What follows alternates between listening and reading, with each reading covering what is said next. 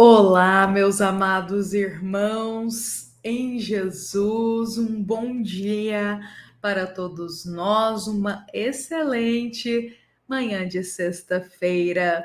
Meus amados irmãos, nós estamos hoje aqui encerrando mais uma semana na nossa jornada de vida terrena, que neste momento nós possamos encerrar essa semana com um coração agradecido pelos dias, pelas experiências, pelo que a gente passou, pensando que tudo que nos ocorreu em cada dia dessa semana foi um momento de fortalecimento para todos nós. Foi um momento de aprendizado. Então, que possamos encerrar essa semana com o nosso coração agradecido a Deus, nosso Pai, e ao mesmo tempo também rogando a Jesus a paz para um novo dia que se inicia. A cada amanhecer, como hoje, nós temos a chance de fazermos diferente. Um novo dia, novas oportunidades, novos caminhos para todos nós. Então, meus irmãos, são com essas palavras que eu digo: sejam todos muito bem-vindos. Eu vou destinar aqui todas as nossas palavras de carinho e de bom dia para todos os irmãos que estão agora nos acompanhando.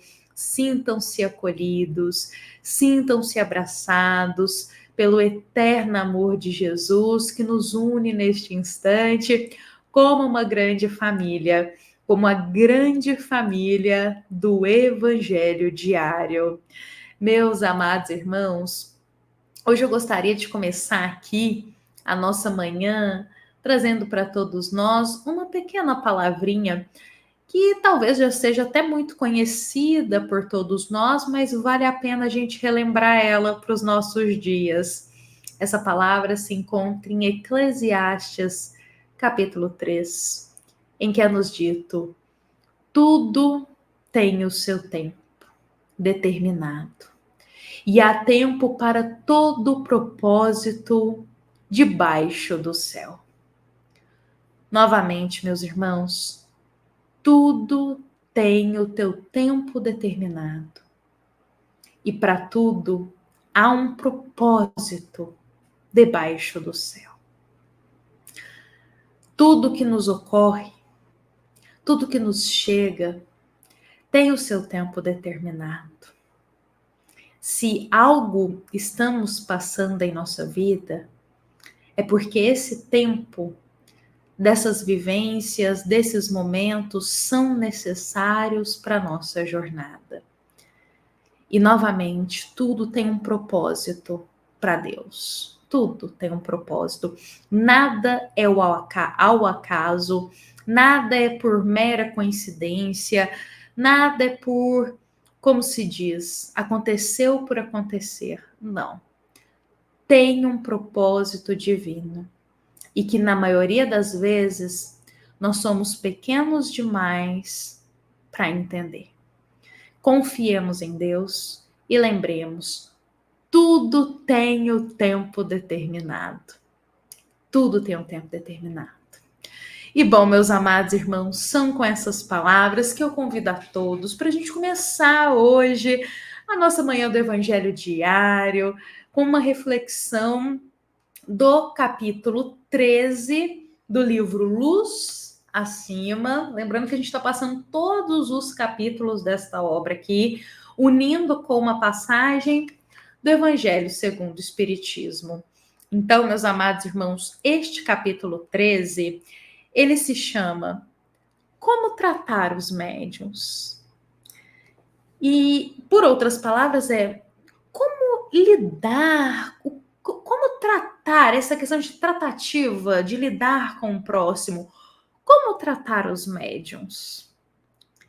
E aqui é importante a gente destacar que todos nós temos o esclarecimento dentro da doutrina espírita que todos somos médiuns, no seguinte sentido, que todos nós, na verdade, sentimos uma influência, desde mínima até os irmãos que têm sentem algo a mais, uma influência maior dos espíritos, podemos ser caracterizados como médiuns.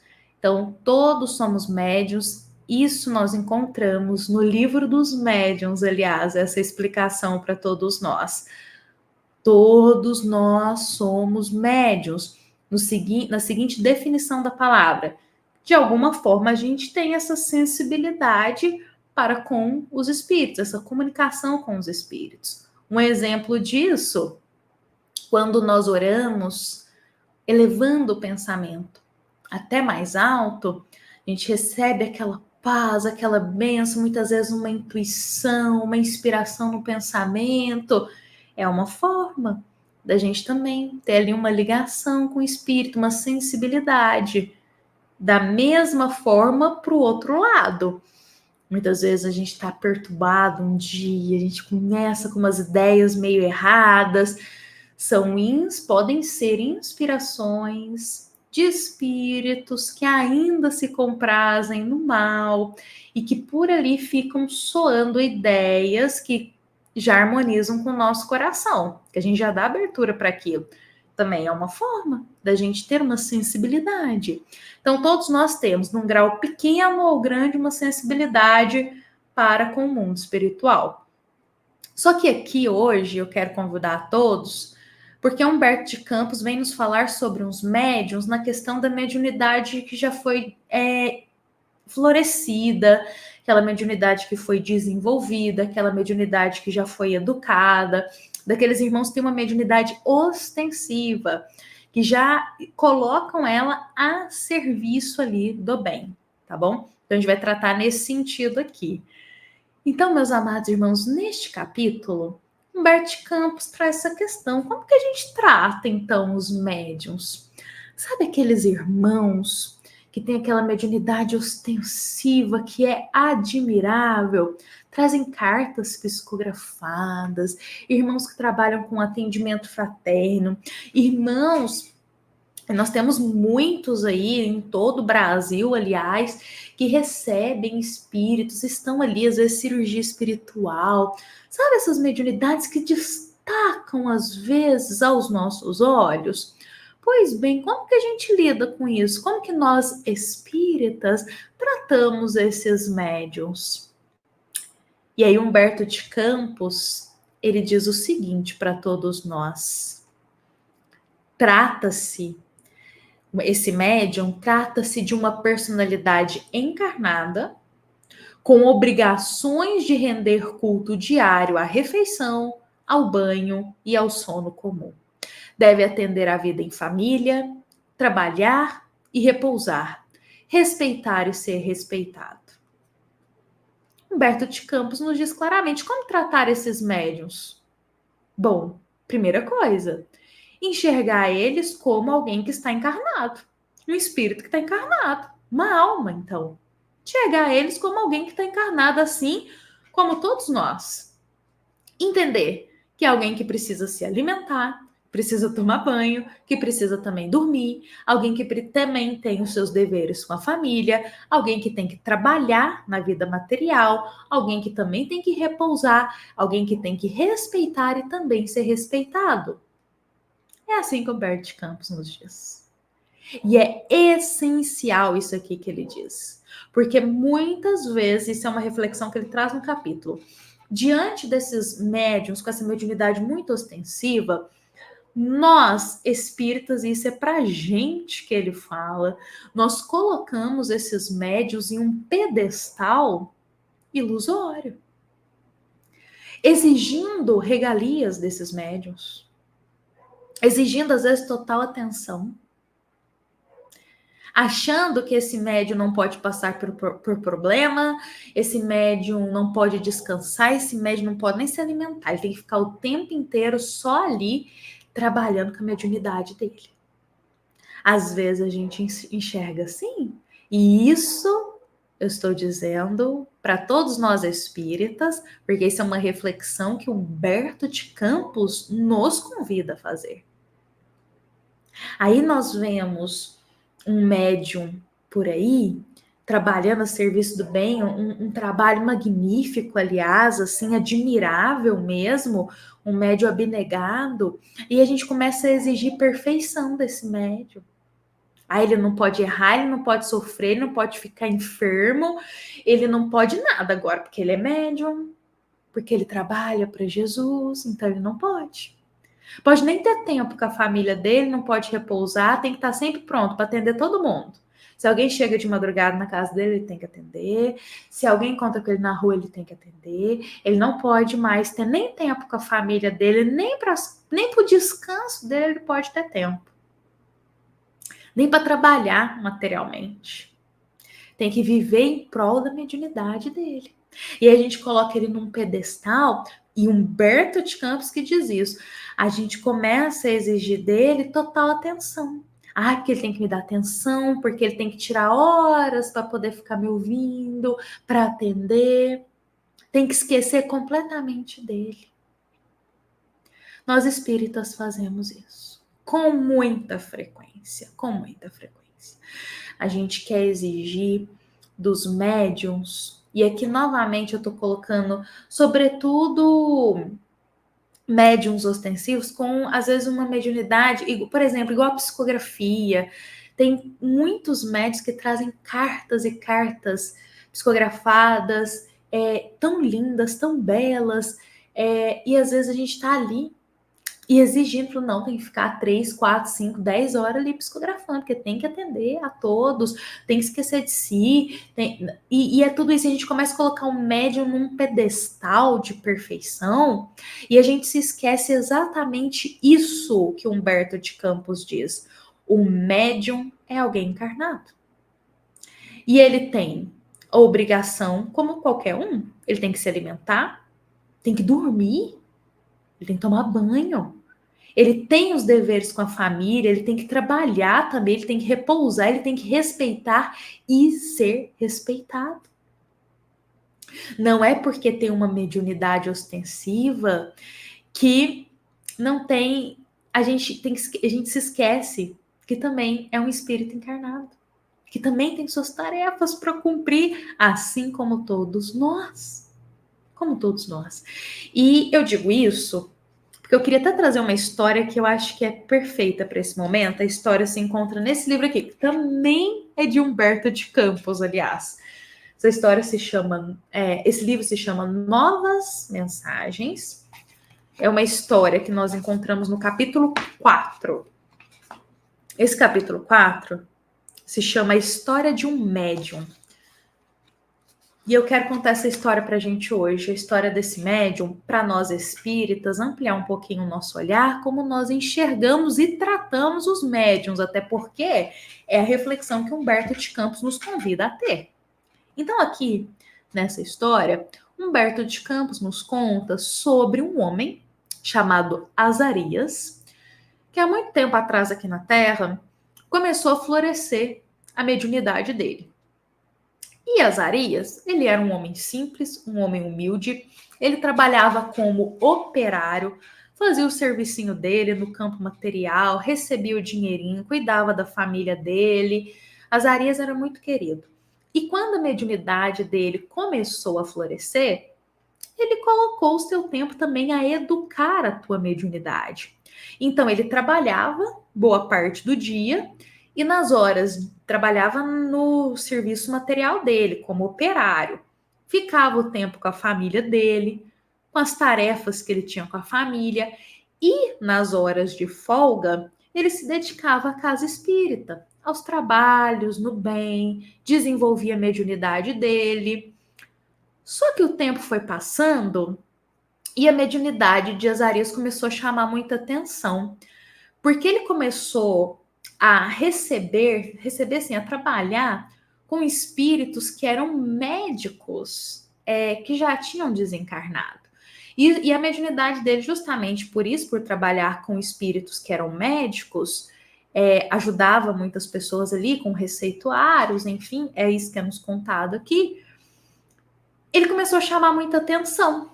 Então começou a lotar de pessoas atrás dele pedindo ajuda. Ele atendia a todos, desenvolveu a mediunidade dele, E aí Azarias começou a ficar famoso, porque a mediunidade dele, como era muito ostensiva, começou a chamar a atenção da mídia. Então, ele começou a ficar famoso, assim, todo mundo queria conhecer ele. E aí, Azarias já não podia mais dedicar tanto tempo à sua família, porque as horas que ele tinha com a família, sempre chegava alguém. Ah, porque queria conhecer ele, porque queria ver ele, que precisava do atendimento dele. E começou a ficar um pouco descontrolado essas questões, sabe? De horário, assim, as pessoas queriam ele o tempo todo. As pessoas da casa espírita dele queriam ele o tempo todo. Ele ficou até sendo... os centros espíritas começaram até a competir, porque queriam ele nas casas espíritas, de tudo quanto é jeito.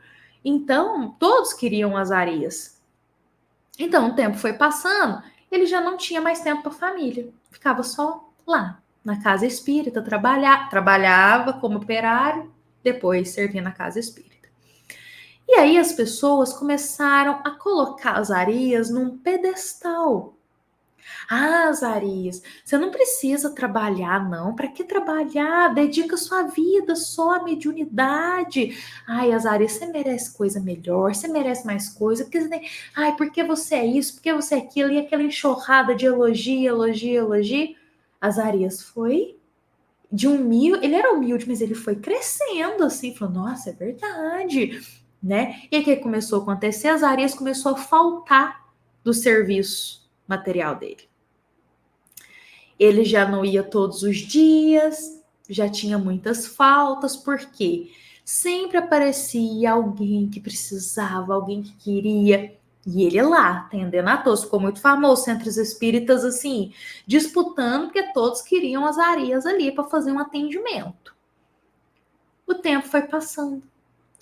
Até que um dia, o chefe lá do que ele era operário, o chefe do trabalho material de Azarias disse assim: Azarias, olha o tanto de falta que você está tendo aqui no serviço material. Você não está tendo comprometimento. Eu não consigo mais fazer algo para te manter aqui. Está prejudicando a empresa. Eu vou precisar te demitir. E aí Azarias perdeu o serviço. Porque ao invés dele cumprir direitinho as horas que ele tinha no serviço material, ele começou a querer só a vida espiritual. Só a vida espiritual. Esqueceu da família, esqueceu dele mesmo, perdeu o emprego. Aí, os espíritas, lá da casa espírita, falaram assim: ah, Azarias, se preocupa com isso não. Agora que tá bom. É isso mesmo, você não precisa trabalhar. Não, olha a sua mediunidade. Você não precisa ficar trabalhando nas coisas material, não. Dedica a sua vida só à mediunidade. Aproveita agora, dedica só à mediunidade. Vive para isso. E aí a gente faz o seguinte, olha, a gente vai juntar algumas pessoas aqui da casa espírita e a gente vai te ajudar com uma quantia de dinheiro mensal. Aí você não precisa se preocupar com trabalhar, tá bom? Azarias ficou feliz. Ele não ia precisar mais trabalhar, ia receber mensalmente uma ajuda ali dos amigos queridos da casa espírita e ele ia ficar por conta da mediunidade dele. E assim foi. E o negócio foi descontrolando, porque surgia gente na casa dele de madrugada e foi descontrolando completamente. Passados 6 meses, aqueles amigos que falaram assim: não, a gente ajuda com dinheiro, esqueceram. Esqueceram de ajudar as áreas com dinheiro, foram viver a vida deles. E aí o que aconteceu? A família de Azarias passando dificuldade, ele desempregado, ficava por conta da mediunidade, ele ficou desorientado. Então, certo dia, uma senhora foi lá consultar com ele na questão da mediunidade dele, e essa senhora ficou tão satisfeita que ofereceu um dinheiro para ele. O mentor dele avisou: orai e vigiai. Azarias não aceita, orientou ele. Mas Azarias estava precisando tanto do dinheiro, estava desempregado, já não tinha mais ajuda, ele aceitou.